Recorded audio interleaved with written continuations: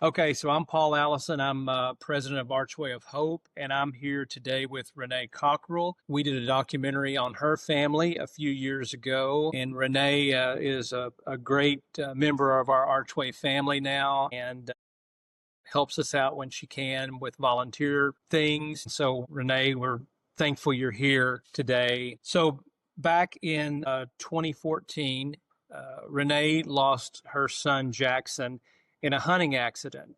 He was 10 years old, and it was an accident in which his older brother Bobby was involved. Certainly a tragic and traumatic event for Renae and the entire family. And, we covered that in the documentary in detail, and Renae and the family got to tell their story and did a beautiful job doing it. So, Renae, what I want to kind of do is, for people that don't know, is just kind of go back to when you got the initial news that Jackson you were probably going to lose him, and then you knew that you were going to lose him, and it was kind of a done deal. What was that news like to you? What is that initial news, that initial shock like for a person that goes through that? Right. Well, first of all, I want to thank you for having me on here today. It was shock and surreal. You don't want to believe it. You don't believe it. He was over 2 hours away from me at the time. Both of the boys, Jackson and Bobby, were with their dad. And, I think for me, it was the fight or flight kicked in because I knew I just wanted to get to where they were. When I called my mother, and when we were driving there is when the emergency room doctor called and told us that he had not made it. And then at that point, I just wanted to get to the hospital to be there with Bobby. When we found out Jackson wasn't making it. But it takes a long time to process it all and for it to hit you what actually happened. Yeah. When you finally do know that it's the finality of it, and that they're not coming back, do you have, in those initial days, weeks, months, however long it is, do you have feelings of giving up and just being done with life? Absolutely. I think that's a normal feeling, especially for a parent to feel that way. I did feel like that. And probably Bobby and the rest of my family is what kept me going because, they lost someone special to them as well. And that's the last thing they needed is for me to just give up and not want to keep going. Right. I worked in the hospital at the time, and I was working in the emergency room, and I can remember in the bathrooms, inside the door of the bathrooms, they always had this checklist to be, looking out for people that were suicidal. And I can remember looking at every question going, that's me, that's me, that's me, that's me. So you're definitely at a very, very low point, and you're probably the lowest point I've ever been in, of course, Right. in my life. Yeah.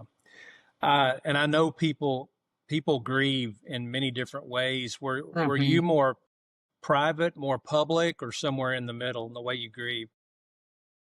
When I first thought about that, I thought I was probably more private, but I was probably more in between because I had a lot of people around me, thank goodness, a lot of friends and family. Used Facebook a lot to talk about my feelings and things like that. Just knowing that, hopefully it helps other people get through something similar. So I would say I was probably in between. I was private and public. Yeah. Yeah. And I know when they talk about when there's plenty of books and there's plenty of articles and videos on grief and the stages of grief. And I know there's kind of an order we think about. Did you follow a specific order, or did you kind of bounce around in different stages and maybe even revisit certain stages of grief? Yeah, I've had experienced a tragedy before. I lost Jackson in 1984. Father was killed in a plane crash, and I was 19 at the time, and definitely did not handle that well at all. Probably just for 10 years being angry. So with that experience, I realized that I had to put more effort into the grieving process and deal with it try to deal with it in the most healthy way as possible.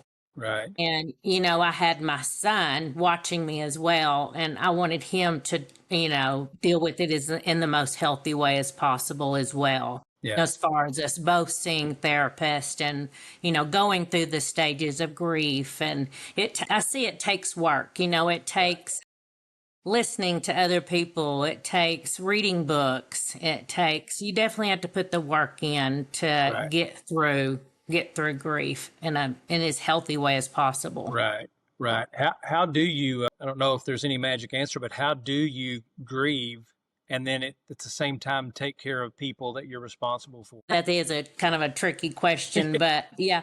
I probably, especially when Bobby was still living at home, he's 25 now, so he's off into his own adult life now. But Yeah. when he was home, I probably did a lot of it privately just because I didn't want him to see me sad because I knew it would make him sad. But my family has been wonderful as far as supporting us and just talking about Jackson all the time. He was a funny kid. We talk about stories with him that, he did. Every birthday that comes up, we get together and have a hamburger cookout. So I think that's the best way to deal with it with your loved ones, is to just go through it together, Right.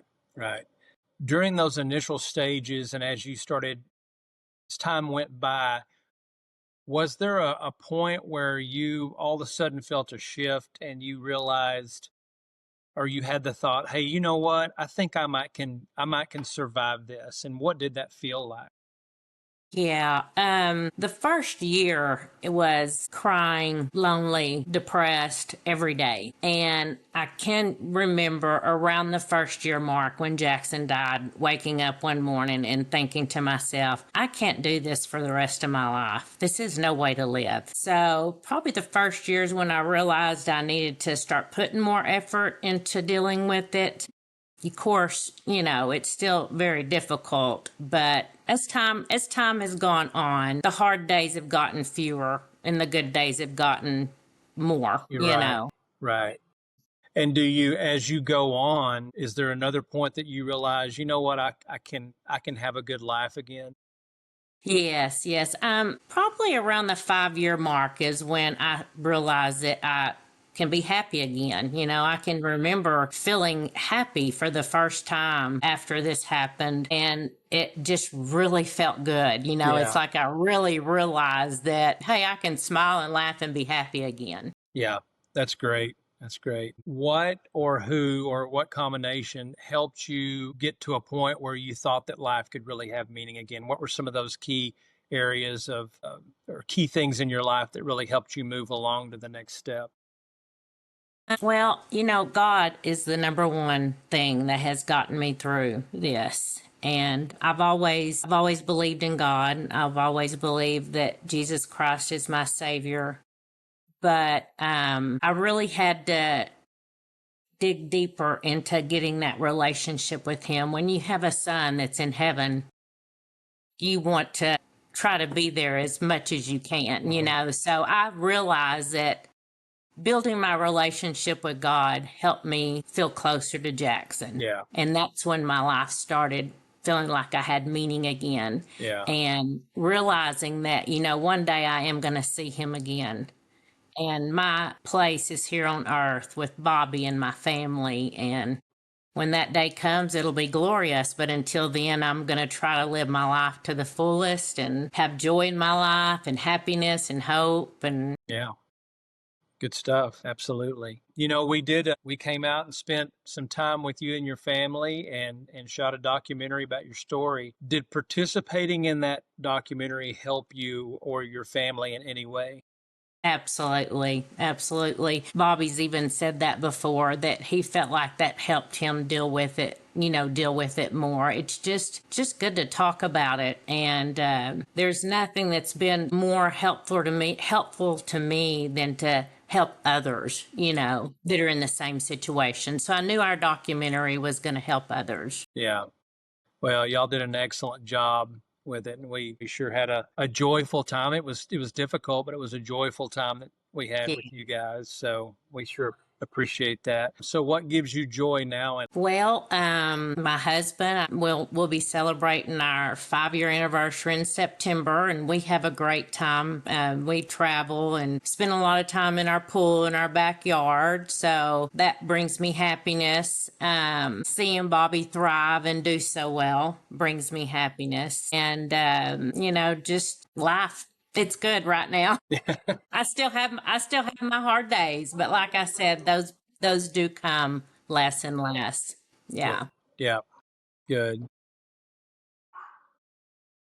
You hear that dog barking in the background. All right, he's gone. I locked mine in a bedroom because he would have done the same thing. Have you found yourself being a resource or a support person to other people that are walking this path? Yeah, I just feel like what's the point of going through something like this if you can't pay it forward and help others? So, anytime I ever hear of a mother that has lost their child, I reach out to them. Whether it's, through Facebook Messenger or through a mutual friend, and just let them know that they're not alone, that I've gone through this as well. And look at me, I have survived it. And if I can survive it, you can survive it too. And just let them know that I'm always here if they want to talk. I try not to be pushy because I know during my early stages, I really didn't want to be around a lot of people. Right. Just, yeah. And that's healing for me as well, is helping other people. Yeah, great. What are your hopes for the future? You got any plans or hopes? No, just live life and try to be happy. And I guess my biggest hope for the future is to watch Bobby thrive and grow and continue to be the good person that he's been. He's my hero. He has gone through this and has survived it, and he's just been really good at what he's been doing. And I've had other mothers that kind of in similar situations where it was an accident and have asked me if he'd be willing to talk to their child. And right off the bat, he's like, absolutely. So I'm just really proud that he's accepted that it was an accident and accidents happen. And, you just got to keep going. Right. Well, we sure appreciate you. You've got a beautiful family, and we want to check in from time to time to see how you're doing because we think that I other love people that. will be interested in it. Uh-huh. And we've got others that we've worked with in the past, and we want to check in with them and just keep this going. You're living a very beautiful and hopeful life, and so I'm glad we're all kind of family now. Well, me too. And we do consider y'all family. And Archway of Hope is just a phenomenal organization that helps other people. I wish right when mine happened, I would have had, a website to go through and see the documentaries and the podcasts and the books and everything. But y'all are doing a great job. Okay, well, thank you so much for joining us. You bet. It's good to see you. Good to see you too. Tell everybody hi.